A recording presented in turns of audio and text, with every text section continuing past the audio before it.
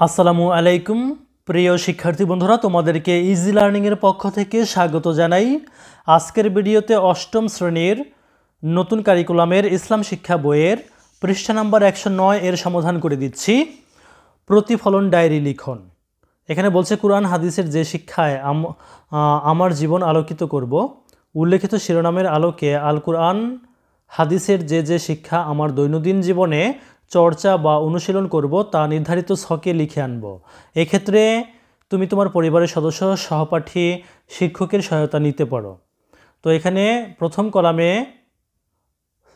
সূরা বা হাদিসের নাম উল্লেখ করা আছে, দ্বিতীয় কলামে সূরা বা হাদিস থেকে যে শিক্ষা পাই, এবং তৃতীয় কলামে বাস্তব জীবনে যেভাবে চর্চা করব সেটা লিখতে হবে।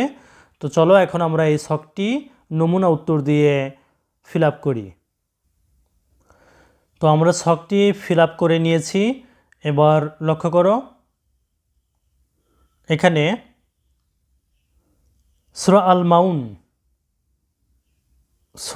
সূরা থেকে যে শিক্ষা পাই সেটা হচ্ছে আশেপাশের মানুষকে দেখানোর জন্য সালাত আদায় করা যাবে না। বাস্তব জীবনে যেভাবে চর্চা করব, নিয়মিত যথাসময়ে আল্লাহর সন্তুষ্টি লাভের আশায় সালাত আদায় করব। এরপর লক্ষ্য করো সূরা আল কাউসার, এটার শিক্ষাটা হচ্ছে রাসূল সাল্লাল্লাহু আলাইহি ওয়াসাল্লামের বিরোধিতা করার পরিণাম খুবই ভয়াবহ। রাসূল সাল্লাল্লাহু আলাইহি ওয়াসাল্লামের অনুকরণ করব। তারপর লক্ষ্য করো সূরা আল কারিয়াহ, বদ আমল জাহান্নামে যাওয়ার কারণ, সকল প্রকার বদ আমল থেকে বিরত থাকব। এরপর লক্ষ্য করো চরিত্র গঠনমূলক হাদিস 1, পরোপকার মানব চরিত্রের একটি গুরুত্বপূর্ণ উত্তম গুণ, সবসময় আমাদের সাধ্যমতো অন্যের উপকার করব।